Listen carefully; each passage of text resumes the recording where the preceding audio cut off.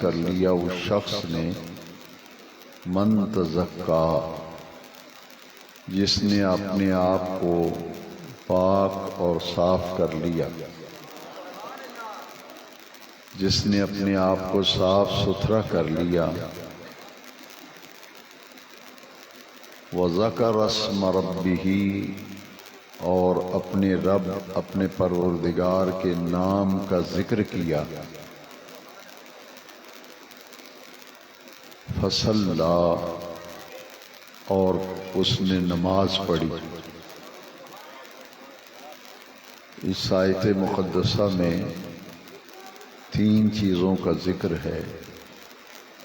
ایک صفائی، ستھرائی، طہارت، پاک صاف ہونا، پاکیزہ ہونا، اور دوسرا اللہ کریم کے نام کا ذکر کرنا،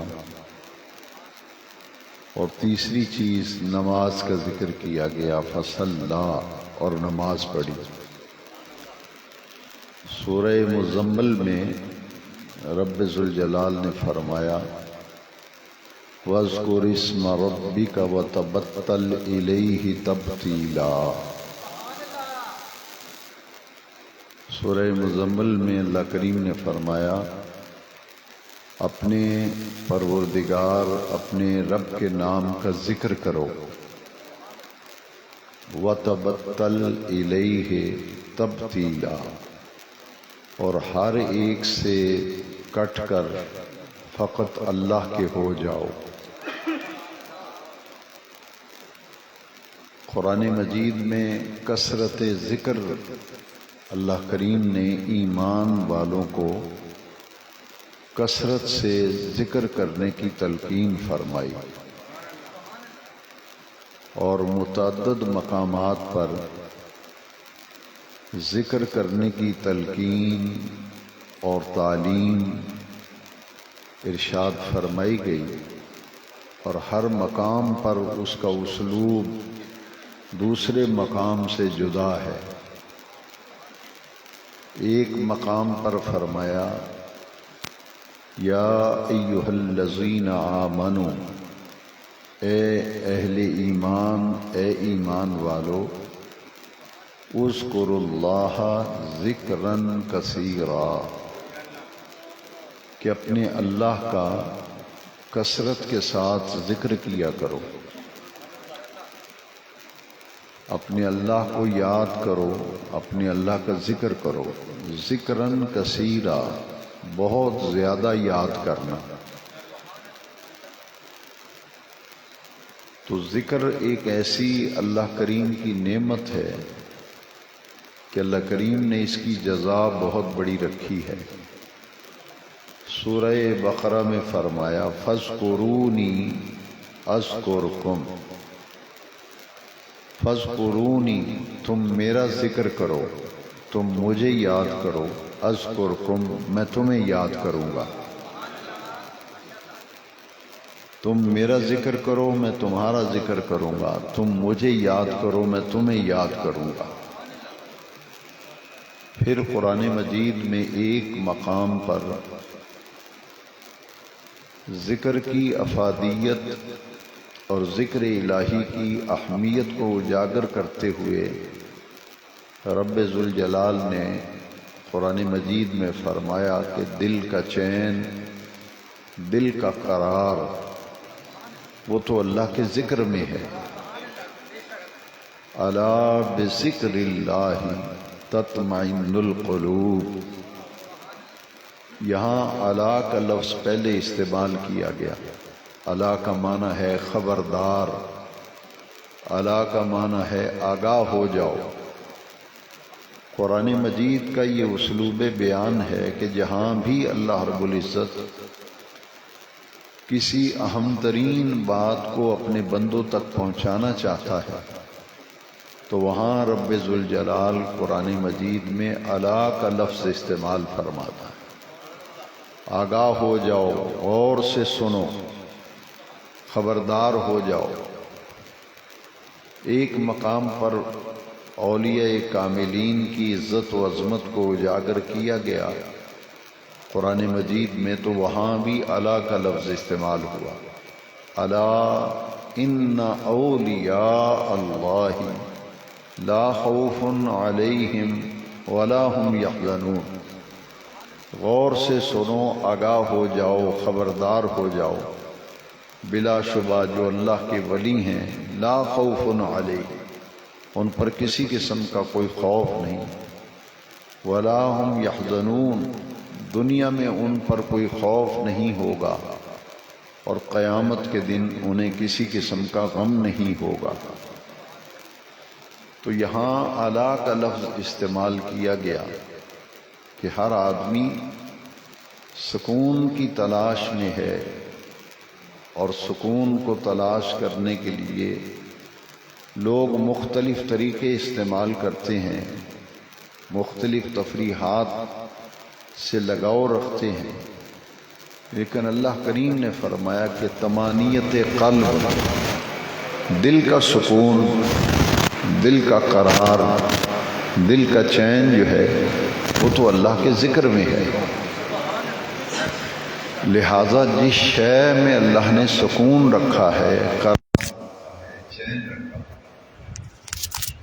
جب تک وہ چیز حاصل نہیں ہوگی تو پھر دل کا سکون کیسے حاصل ہوگا، چین کیسے آئے گا، قرار کیسے حاصل ہوگا؟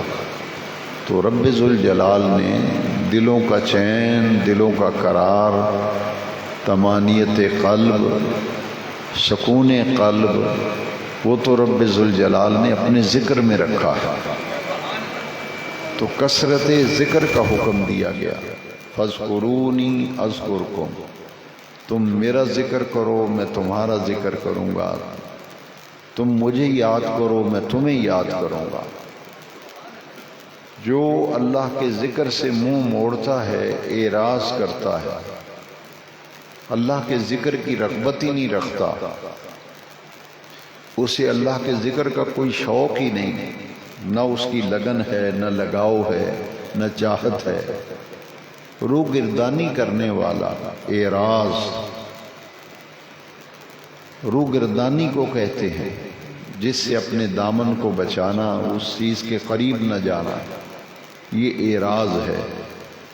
تو رب ذوالجلال نے فرمایا من اعرض عن ذکری، جس نے میرے ذکر سے منہ موڑا، جو میرے ذکر سے دور ہو گیا، جس نے میرے ذکر سے اعراض کیا، فإن له معیشۃ ضنکا، میں اس کی معیشت کو تنگ کر دیتا ہوں، وَنَحْشُرُهُ يَوْمَ الْقِيَامَةِ أَعْمَى، اور قیامت کے دن اس کا حشر جو ہے وہ اندھا کر کے کیا جائے گا۔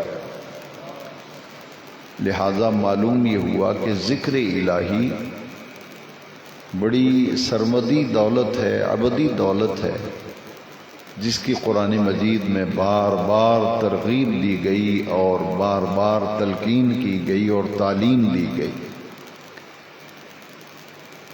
اور پھر رب ذوالجلال نے ان لوگوں کی عظمت کو قرآن میں بیان کیا جو اہل ذکر ہیں۔ اللہ والوں سے جو تعلق اور نسبت ہوتی ہے، ان کی جو ہم صحبت اختیار کرتے ہیں، ان سے تعلق محبت رکھتے ہیں، تعلق ارادت رکھتے ہیں، یہ کیوں ضروری ہے اور اس کے فوائد کیا ہیں؟ سورہ فاتحہ میں اور ہر نماز کے اندر ہم سورہ فاتحہ کی تلاوت کرتے ہیں۔ سورہ فاتحہ میں اس مضمون کو بیان کیا گیا، ہر شخص اپنے رب کی بارگاہ میں نماز کی حالت میں عرض کرتا ہے اہدنا الصراط المستقیم، چلا ہمیں سیدھا راستہ، ہمیں سیدھی راہ پر چلا، سیدھے راستے پر چلا، صراط الذین انعمت علیہم، یہاں وضاحت کر دی کہ سیدھا راستہ کون سا ہے، سیدھی راہ کون سی ہے جس پر اللہ کریم سے چلانے کے لیے عرض کی جا رہی ہے۔ تو رب ذوالجلال نے خود ہی قرآن مجید میں بتایا کہ سیدھا راستہ کون سا ہے۔ صراط الذین انعمت علیہم، یا اللہ جن لوگوں پر تو نے اپنا انعام کیا ہے، جو تیرے انعام یافتہ بندے ہیں، ہمیں ان کے راستے پر چلا۔ یہ اولیاء کاملین کی محبت، ان کی صحبت، ان کی ارادت، ان کی عقیدت جو ہم دل میں رکھتے ہیں، یہ اس لیے رکھتے ہیں کہ یہ اللہ والے جو ہیں ان پر اللہ کا انعام ہوا ہے، اور ہمیں رب ذوالجلال نے یہ تعلیم دی ہے کہ نماز میں میری بارگاہ میں کھڑے ہو کر یہ عرض کیا کرو کہ اے رب ذوالجلال ہمیں سیدھی راہ پر چلا، سیدھے راستے پر چلا، اور ان لوگوں کے راستے پر چلا جن پر تو نے اپنا انعام کیا ہے۔ یہ انعام یافتہ بندے ہیں۔ اسی لیے فارسی میں ایک تعلیم دی گئی کہ صحبت صالح ترا صالح کنن، صحبت طالح ترا طالح کنن۔ صحبت کا انسان کی طبیعت پر اور مزاج پر بڑا اثر ہوتا ہے۔ جن لوگوں کے ساتھ آدمی بیٹھتا ہے، جن لوگوں کے ساتھ اٹھتا ہے، جن سے تعلق ہوتا ہے، جن سے دوستانہ ماحول ہوتا ہے، تو ان کی صحبت میں بیٹھنے سے آدمی اسی رنگ میں رنگا جاتا ہے جیسی اس کی صحبت ہوتی ہے۔ صحبت صالح ترا صالح کنن، کہ نیک آدمی کی صحبت تجھے نیک بنا دے گی۔ صحبت صالح ترا صالح کنن، جو خود صالح ہے، نیک ہے، جب اس کے ساتھ تعلق ہوگا، نسبت ہوگی، اس کی صحبت میں بیٹھو گے تو تم بھی صالح بن جاؤ گے۔ صحبت طالح ترا طالح کنن، جو نافرمان ہے، جو اللہ اور اس کے رسول سے دور ہے، جب اس کی صحبتیں آپ بیٹھیں گے تو وہی رنگ آپ پہ چڑھنا شروع ہو جائے گا۔ لہذا قرآن مجید ہمیں بتاتا ہے کہ ہمیں کن لوگوں سے دوستی رکھنی چاہیے۔ یہ فرینڈ شپ جو ہے یہ کن لوگوں سے ہونی چاہیے، تعلق کن لوگوں کے ساتھ ہونا چاہیے، اٹھنا بیٹھنا کن لوگوں کے ساتھ ہونا چاہیے۔ صحبت کا اتنا اثر ہوتا ہے کہ قرآن مجید میں حضور کے صحابہ کرام پر جو رنگ چڑھا تھا، اور جس رنگ کو قرآن نے اللہ کا رنگ کہا ہے، آیت کریمہ قرآن مجید کی ملاحظہ فرمائیں، صبغۃ اللہ ومن احسن من اللہ صبغہ، اللہ کا رنگ اور اللہ کے رنگ سے بھی کوئی رنگ اچھا ہوگا۔ کہتے ہیں خربوزہ خربوزے کو دیکھ کے رنگ پکڑتا ہے، محاورہ ہے۔ جیسی صحبت ہوگی، جیسے لوگوں کے ساتھ اٹھنا بیٹھنا ہوگا، تمہارے طور طریقے وہی ہو جائیں گے۔ لہذا ہماری دوستی، ہمارا اٹھنا بیٹھنا کن لوگوں کے ساتھ ہونا چاہیے، تو وہ تو اہل ذکر کے پاس بیٹھنا چاہیے، اہل ذکر کے پاس۔ قرآن مجید میں رب ذوالجلال نے فرمایا فَاسْأَلُوا أَهْلَ الذِّكْرِ إِن كُنتُمْ لَا تَعْلَمُونَ،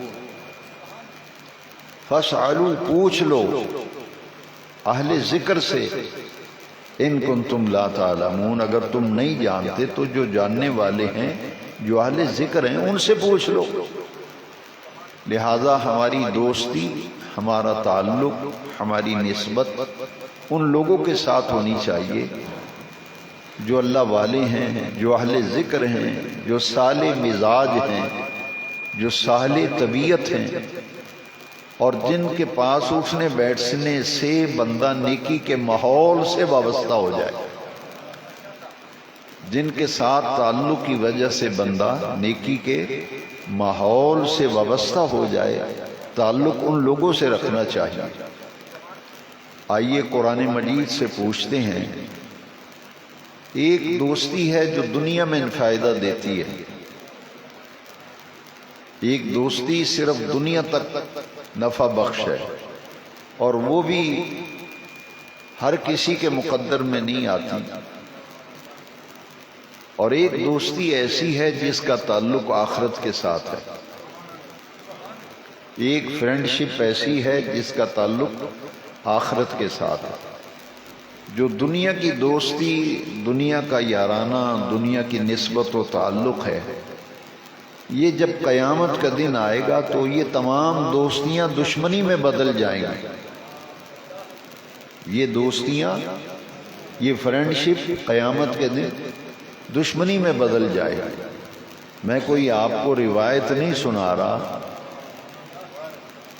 نہ کسی کا قول سنا رہا ہوں، میں تو اللہ کا قرآن سنا رہا ہوں کہ ایک دوستی وہ ہے جو دنیا تک محدود ہے، اور ایک دوستی جو ہے وہ تو نہ ختم ہونے والی فرینڈشپ ہے، وہ تو دوستی ختم ہی نہیں ہونی، اور اس کا نفع اور فائدہ آخرت میں حاصل ہونا ہے۔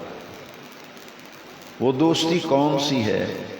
وہی قرآن مجید میں رب ذوالجلال نے فرمایا الاخلاء یومئذ بعضهم لبعض عدو الا المتقین۔ عربی میں جو فرینڈ ہوتا ہے، دوست ہوتا ہے، اس کو خلیل کہتے ہیں، خلیل، اور خلیل کی جمع ہے اخلاء۔ الاخلاء یومئذ بعضهم لبعض عدو الا المتقین۔ یومئذ سے مراد قیامت کا دن ہے۔ تمام مترجمین کو پڑھ لیں، مفسرین کو پڑھ لیں، سب نے لکھا ہے کہ یومئذ سے مراد قیامت کا دن ہے۔ تو اب معنی یہ ہوگا کہ دنیا کے تمام دوست قیامت کے دن ایک دوسرے کے دشمن بن جائیں گے۔ بعضهم لبعض عدو، عدو دشمن کو کہتے ہیں عدو، کہ دنیا کے تمام دوستانے، یارانے، نسبتیں، تعلق یہ قیامت کے دن عداوت اور دشمنی میں بدل جائیں گے۔ الا المتقین، الا المتقین۔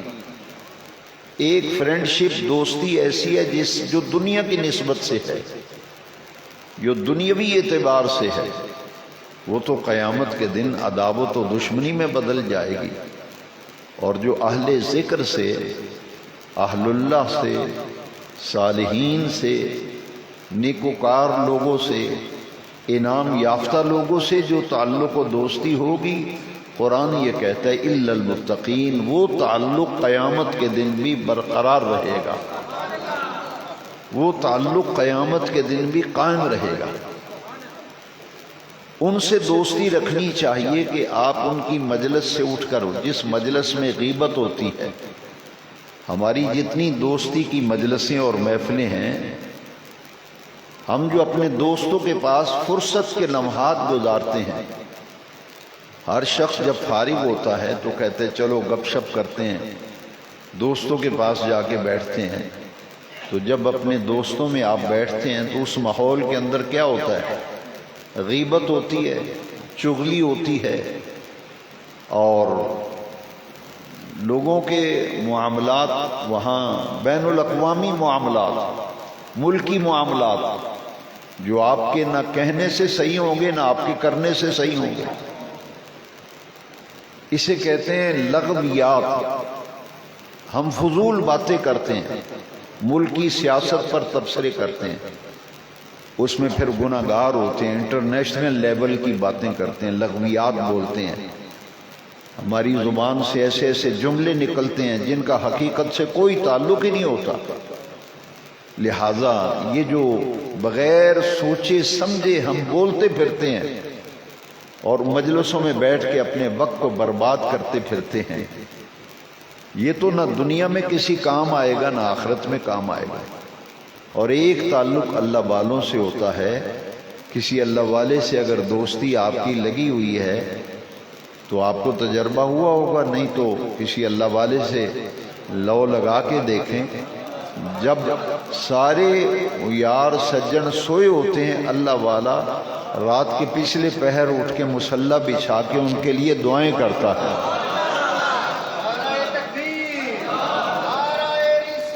ان کے ساتھ تو ان لوگوں سے تعلق رکھنا چاہیے جن کی صحبت میں آپ بیٹھیں، آپ ذرا نظروں سے اوجھل ہوں گے، آپ کا گلہ شروع ہو جائے گا۔ میرے ساتھ تجربہ ہوا ہے، میرے پاس لوگ آتے ہیں، لوگوں کو ساتھ لے کے آتے ہیں، کہتے ہیں جی 1 نمبر آدمی ہے، اس کا جواب ہی کوئی نہیں، بڑے شریف لوگ ہیں، بڑے اچھے لوگ ہیں، اور یہ آدمی 1 نمبر ہے، بڑا ہے۔ وہ جب اٹھ کے چلا جاتا ہے کہتے ہیں جی بس وہ ایسے ہی اس کے سامنے مجھے کہنا پڑ گیا یہ 2 نمبر بندہ، اس سے بچ کے رہنا۔ میرے ساتھ ایسے کئی دفعہ ہوا ہے، کسی کے ساتھ لوگ آتے ہیں تو مجھے بڑی حیرانگی ہوتی ہے کہ یہ دوغلا پن ہمارے اندر کہ ساتھ لے کے آتے ہیں، حضرت صاحب سے ملوانا ہے، حضرت صاحب بہت 1 نمبر آدمی ہے، بڑا شریف ہے، پوری گلی میں اس سے ایسا بندہ ہی کوئی نہیں۔ وہ اٹھ کے جاتا ہے تو کہتے ہیں ذرا اس سے بچ کے رہنا، بڑا غلط بندہ ہی ہے۔ تو جن سے ہماری نسبتیں اور تعلق ہیں وہ تو ہمارے ذرا ادھر ادھر ہونے کی دیر ہے، ہمیں گالیاں دیتے ہیں، ہاں گالیاں دیتے ہیں، برا بھلا کہتے ہیں، اس کے پورے خاندان کا کچا چٹھا کھول کے سامنے رکھ دیتے ہیں۔ لیکن کبھی آپ نے سوچا کہ اعلیٰ حضرت کے ایک مرید کہتے ہیں میں 40 سال اعلیٰ حضرت کی صحبت میں رہا۔ کتنے سال؟ تو وہ قسم اٹھا کے کہتے ہیں 40 سالوں میں ایک دن بھی میں نے اعلیٰ حضرت کی مجلس میں دنیا کی کوئی بات نہیں سنی۔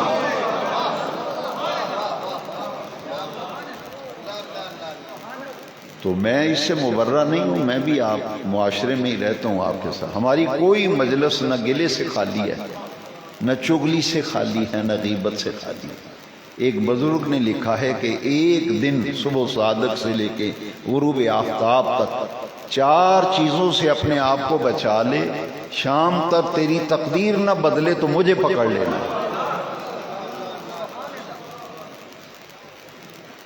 انہوں نے اپنے ملفوظات میں لکھا ہے کہ جب سورج نکلے تو غروب ہونے تک بس اتنا وقت 4 چیزوں سے اپنا دامن بچا لے، شام کو تیری تقدیر نہ بدلے تو مجھے پکڑ لینا۔ ایک جھوٹ، ایک چغلی، ایک غیبت، اور ایک بد کلامی، گالی گلوچ، اور بے مقصد اور بیہودہ باتیں اور گفتگو ایسے بولتے رہنا، لوگوں پہ تبصرے کرتے رہنا، لوگوں کے معاملات کو ڈسکس کرنا جن سے کوئی نسبت و تعلق ہی نہیں۔ فرماتے ہیں صبح صادق سے غروب آفتاب تک ان 4 چیزوں سے اپنے آپ کو بچا لے، شام تک تیری تقدیر نہ بدل جائے تو مجھے پکڑ لینا۔ تو یہ بزرگوں نے اپنا تجربہ لکھا ہوگا۔ تو اہل ذکر سے لو لگانی چاہیے، اہل اللہ سے نسبت قائم کرنی چاہیے۔ بڑا لوگ پروپیگنڈا کرتے ہیں، یہ بابوں کو ماننے والے ہیں، یہ بابوں کے پیچھے پھرنے والے ہیں۔ بھئی قرآن مجید جن کو یہ بابا کہتے ہیں تو قرآن مجید انہیں کیا کہہ رہا ہے؟ قرآن مجید انہیں متقین کہہ رہا ہے، قرآن مجید انہیں اولیاء اللہ کہہ رہا ہے، قرآن مجید انہیں انعمت علیہم کہہ رہا ہے۔ یہ اللہ کے محبوب و مقرب ہیں۔ اہدنا الصراط المستقیم صراط الذین انعمت علیہم، یا اللہ ہمیں سیدھی راہ پہ چلا دے اور ان لوگوں کے راستے پہ جن پر تو نے اپنا انعام کیا، غیر المغضوب علیہم ولا الضالین۔ ہمیں اپنے ماحول کو دیکھنا ہے کہ ہماری دوستی کن سے ہے، ہمارا اٹھنا بیٹھنا کن سے ہے۔ تو قرآن میں یہ جو آیت کریمہ میں نے سورہ فاتحہ کی تلاوت کی ہیں، یہ آپ نماز میں سب پڑھتے ہیں۔ ایک وہ لوگ ہیں جن پہ اللہ نے انعام کیا ہے، ایک وہ لوگ ہیں جن پہ اللہ نے غضب کیا ہے، مغضوب، اور دوسرا ضالین، گمراہ۔ تو جو مغضوب لوگوں کی صحبت میں بیٹھے گا، ضالین کی صحبت میں بیٹھے گا، وہی رنگ چڑھے گا نا۔ لہذا یہ اللہ والوں سے جو نسبت و تعلق ہے، اس کو قرآن مجید میں کئی مقامات پر اجاگر کیا گیا ہے۔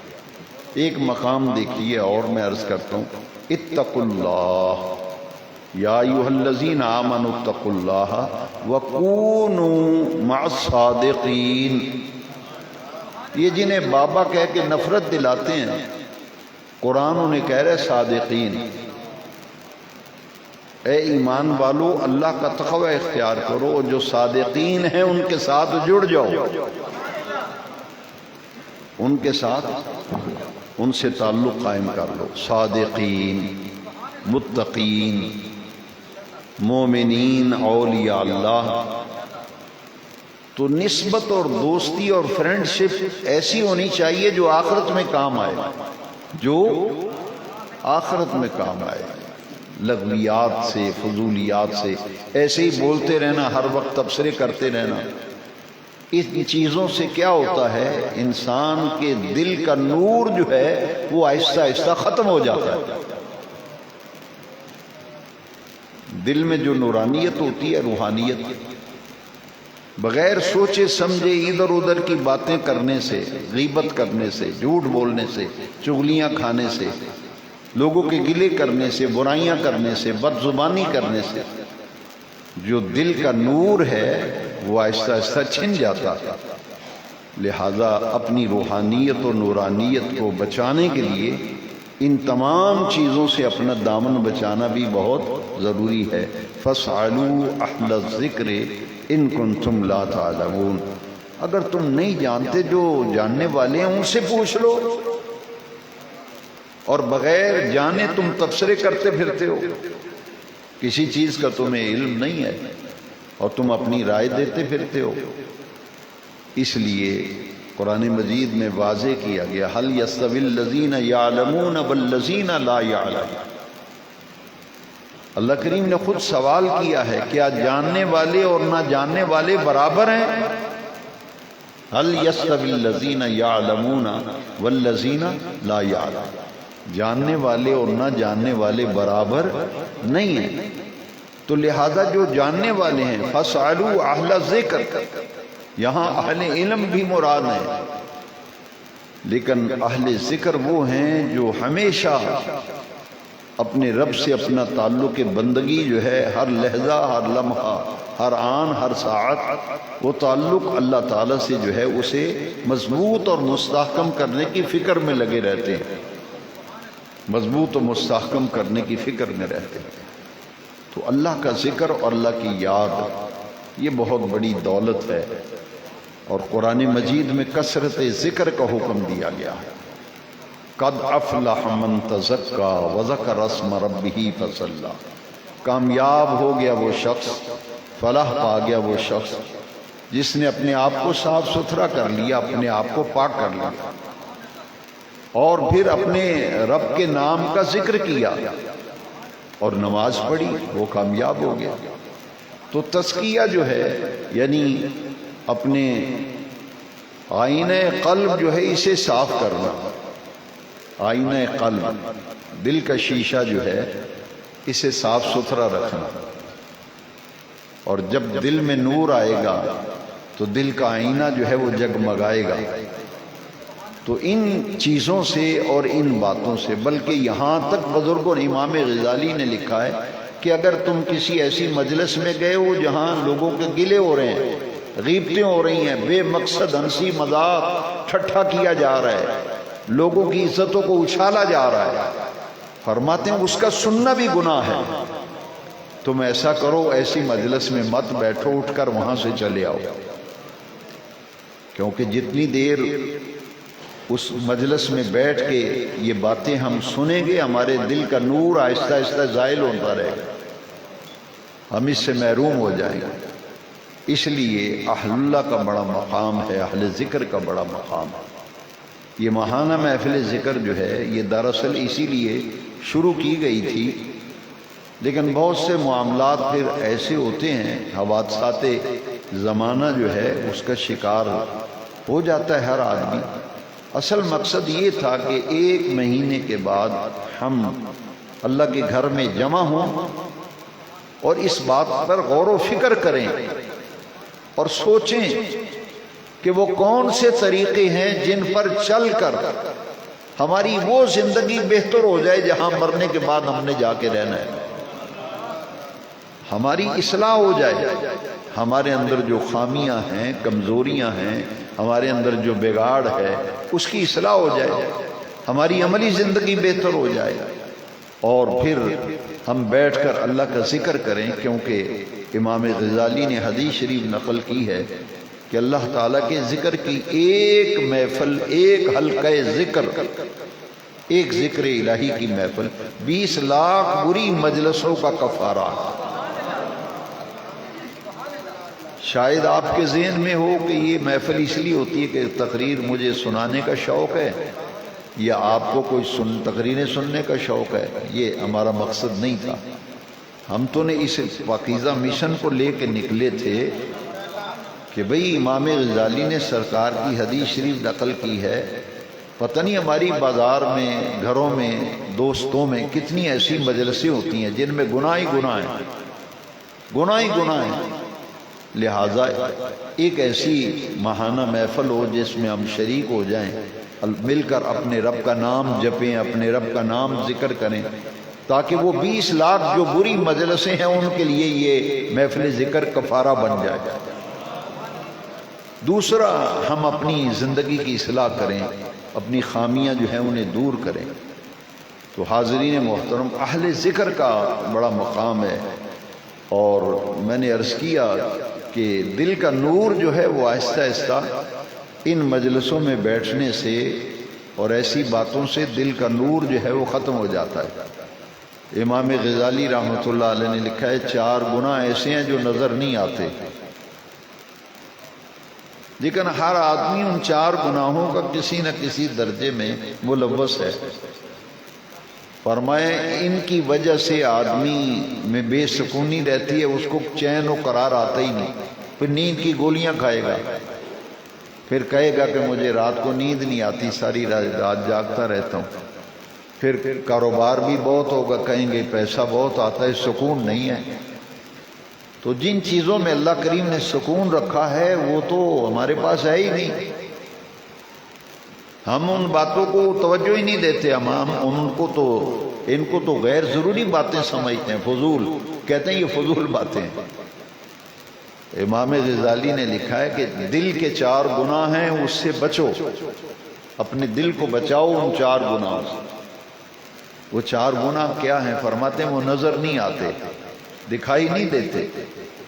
ایک حسد ہے جو انسان کے دل میں پیدا ہوتا ہے، ایک ریا، دکھلاوا، یہ انسان کے دل میں پیدا ہوتا ہے۔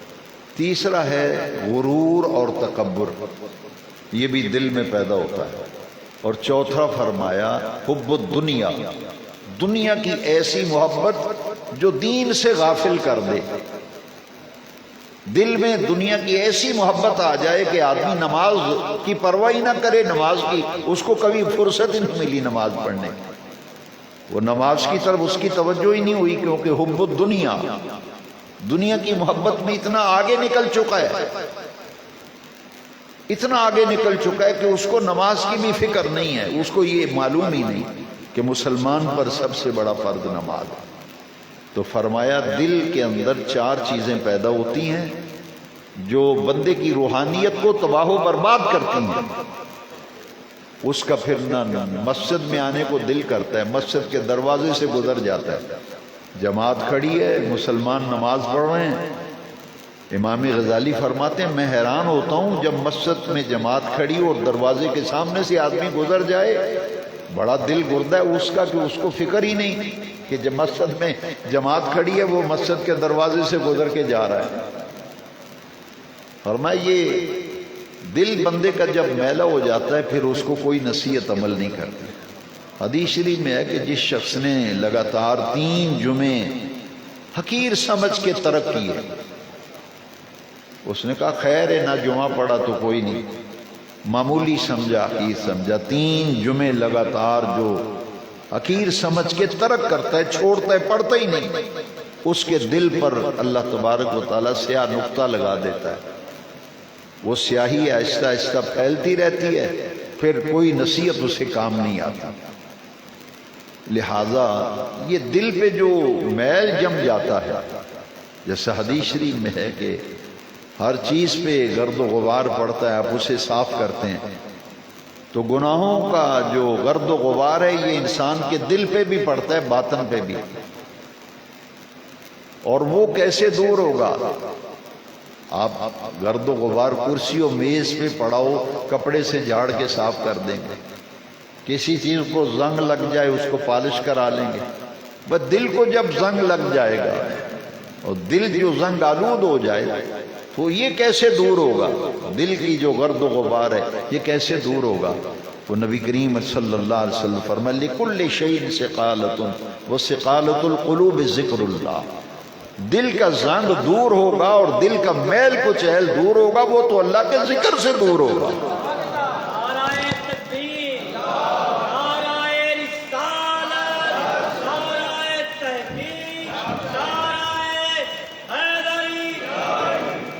وہ تو اللہ کے ذکر سے دور ہوگا۔ اس لیے ذکر کی افادیت و اہمیت ہمیشہ اپنے ذہن میں رکھیے۔ کوشش کیجئے کہ اچھے لوگوں سے نسبت ہو، اچھے لوگوں سے تعلق ہو۔ اور بزرگوں نے لکھا ہے کہ اگر کسی عطار کی دکان پہ جو عطر بیچنے والا ہے آپ عطر نہ خریدیں، اس کی دکان پہ بیٹھے رہیں، جب تک بیٹھے رہیں گے خوشبو تو آتی رہے گی، خوشبو تو آتی رہے، عطر نہ بھی خریدیں تو جتنی دیر بیٹھے ہیں اتنی دیر خوشبو آتی رہے گی۔ اور لوہار جہاں دھونی ہوتی ہے، وہ دھونی جب چلتی ہے تو آپ وہاں ویسے بیٹھیں، کوئی خرید و فروخت نہیں کریں، جتنی دیر بیٹھیں گے دھواں ناک کے ذریعے بھی اندر جائے گا، کپڑوں پہ بھی کالک پڑتی رہے گی۔ صحبت صالح ترا صالح کنن، صحبت طالح ترا طالح کنن۔ آئیے میں اور آپ اپنے رب کریم سے یہ دعا مانگیں کہ اللہ کریم ہماری صحبت اچھی کر دے۔ صحبت کا بڑا اثر ہوتا ہے۔ یہ صحابہ کرام کی جو زندگیاں بدلی ہیں نا، قرآن کہتا ہے کہ یہ حضور کی صحبت، حضور کی معیت کی وجہ سے بدلی ہے۔ اللہ والوں کے قریب ہی نہیں آنا، ان کی صحبت و مجلس میں بیٹھنا ہی نہیں، کوئی نصیحت کی بات سننی نہیں تو رنگ کیسے چڑھے گا؟ صبغۃ اللہ ومن احسن من اللہ صبغۃ، اللہ کا رنگ اگر چڑھ جائے تو بڑی بات ہے۔ اور یہ جو کچھ ملا ہے صحبت سے، محمد الرسول اللہ والذین معہ، یہ معیت صحبت کے معنوں میں ہے۔ اور قرآن مجید میں حضرت سیدنا صدیق اکبر رضی اللہ تعالیٰ عنہ کے لیے جو لفظ استعمال کیے گئے نا، ثانی اثنین اذ ہما فی الغار اذ یقول لصاحبہ، صاحب ساتھی کو کہتے ہیں، ساتھ ساتھ رہنے والا۔ تو حضور کے ساتھ ساتھ سب صحابہ میں سب سے زیادہ، سب صحابہ حضور کی معیت میں تھے، مگر اللہ کی عزت کی قسم سب سے زیادہ حضور کے ساتھ ساتھ اور قریب قریب اور معیت میں رہنے والے اگر کوئی ہیں تو ابو بکر صدیق ہیں۔ اسی لیے نبی کریم صلی اللہ تعالی علیہ وبارک وسلم کے یہ عظیم جانثار جو ساتھ ساتھ رہتے تھے، صحبت میں رہتے تھے، معیت میں رہتے تھے، پوری امت میں افضل بن گئے۔ افضل البشر بعد الانبیاء بالتعداد۔ میرا اپنا ذوق ہے، کوئی مانے نہ مانے، اختلاف کر سکتا ہے، کوئی مولوی صاحب مجھ سے اختلاف کرنا چاہیں تو 100 بار کریں، لیکن میں بھی دلائل رکھتا ہوں، میں بھی دلائل رکھتا ہوں کہ صدیق اکبر اگر پوری امت میں افضل ہیں تو اس اعتبار سے ہیں سب سے زیادہ حضور کے قریب رہنے والا 1.25 لاکھ صحابہ میں ابو بکر تھا۔ اسی لیے سفر و حضر کے ساتھی، خلوت و جلوت کے ساتھ، یہ ساتھ اتنا پیارا ہے کہ آج مزار میں بھی ساتھ ہیں۔ تو ان لوگوں کے ساتھ نہ ہو جائیں جو اہل اللہ ہیں، ان لوگوں کے ساتھ ہو جائیں جو اہل ذکر ہیں، جن کے پاس بیٹھنے سے اگلے بھی نیکیاں ضائع ہو جائیں، ان کے پاس بیٹھنا چاہیے، یا ان کے پاس بیٹھنا چاہیے کہ جن کے پاس بیٹھنے سے دامن نیکیوں سے بھر جائے۔ الاخلاء یومئذ بعضهم لبعض عدو الا المتقین، جو متقین سے، اللہ والوں سے تعلق ہوتا ہے وہ قائم رہتا ہے، باقی سب جو ہے وہ تعلق ختم ہو جاتا ہے۔ میں اس ساری گفتگو پر ایک حدیث شریف اور اس حدیث شریف سے پوری بات آپ سمجھ جائیں گے کہ میں آج کہنا کیا چاہتا ہوں. المرء مع من احب، المرء مع من احب. نبی نور و رحمت فرماتے ہیں کہ قیامت کے دن ہر شخص اس کے ساتھ ہوگا جس سے دنیا میں محبت کرتا ہوگا. المرء مع من احب. تو کیوں نہ پھر مدینے والے سے پیار کریں، بلکہ پیار کے لائق تو ذات ہی ایک ہے، وہ آمنہ کے لال کی ذات. من احب شیئا اکثر ذکرہ، جس سے محبت ہو جاتی ہے پھر آدمی اسی کا ذکر کرتا ہے. من احب شیئا اکثر ذکرہ، جس سے محبت ہوتی ہے وہ کثرت سے اس کا ذکر کرتا ہے، کثرت سے اس کا ذکر کرتا ہے، ہیلے بہانوں سے اسی کا نام لیتا ہے. یہ کثرت محبت. اور محبت کہتے ہیں میلان الطبع الی الشیء. عربی میں محبت کی تعریف ہے میلان الطبع الی الشیء، طبیعت کا کسی طرف مائل ہو جانا، طبیعت کا کسی طرف مائل ہو جانا. اور بعض دانشور کہتے ہیں کہ محبت کی نہیں جاتی، محبت ہو جاتی ہے، کیونکہ محبت کے لائق تو ذات ہی ایک ہے. اس لیے صحابہ کرام دیوانہ وار حضور کے وضو کا پانی لے کے چہروں پہ مل رہے ہیں، حجامت کے بال، حجامت کے کٹے ہوئے ناخن سنبھال رہے ہیں. ہے جی. تو یہ میلان الطبع الی الشیء، رجحان کسی چیز کی طرف طبیعت کا میلان ہو جانا، طبیعت کا مائل ہو جانا، اسے ہی محبت کہتے ہیں. لہذا محبت تو اللہ والوں سے کرنی چاہیے. جو حضور سے محبت کرتے ہیں، اللہ سے محبت کرتے ہیں، ان سے تعلق. اور یہ تعلق ایسا ہے، وہ دنیا کی فرینڈشپ اور دوستانے یارانے وہ تو تمہارے گلے کریں گے، تو اللہ والا کبھی گلہ نہیں کرے گا. وہ تو دعائیں دے گا، دعائیں دے گا، وہ تو تمہارے لیے دعائیں کریں گے. لہٰذا آئیے ذکر کا ذوق و شوق دل میں رکھیں. اور ذکر الہی ایک ایسی سرمدی اور ابدی دولت ہے کہ ایک اللہ کے ذکر کا حلقہ اگر قائم کریں نا تو 20 لاکھ بری مجلسوں کا کفارہ ہے. اور ذکر تو اس کی تو بڑی ایک وسیع میدان ہے اللہ کا ذکر. فَسَبِّحُوهُ بُكْرَةً وَأَصِيلًا. صبح و شام اللہ کی تسبیح بیان کیا کرو. فَسَبِّحْ بِحَمْدِ رَبِّكَ. اپنے رب کی تسبیح بیان کرو، اس کی حمد بھی بیان کیا کرو. اس لیے آج ہم اکٹھے ہوئے ہیں اور حضرت سیدنا غوث العظم شیخ عبد القادر جیلانی رضی اللہ عنہ محبوب سبحانی غوث الثقلین، جو تمام سلاسل طریقت انہی سے فیض یافتہ ہے، تمام سلاسل طریقت انہی سے خوشہ چین ہے. آپ کی ماہانہ فاتحہ بھی ہوتی ہے، ختم قادریہ، ختم غوثیہ اور ختم 11ویں شریف، مختلف نام ہیں اس فاتحہ کے. ہماری خوش قسمتی کہ آج ہم نے قرآن و حدیث کی روشنی میں چند باتیں ذکر کے حوالے سے اور اہل اللہ کے حوالے سے کچھ باتیں سیکھی سمجھی. اللہ تعالیٰ مجھے اور آپ کو ان باتوں کو سمجھنے اور ان پر عمل کرنے کی اللہ کریم توفیق عطا فرمائے. آئیے حلقہ ذکر میں شامل ہو جائیے. بسم اللہ. یہ بخاری شریف کی آخری حدیث شریف ہے اور بڑی جامع ذکر ہے اس حدیث میں.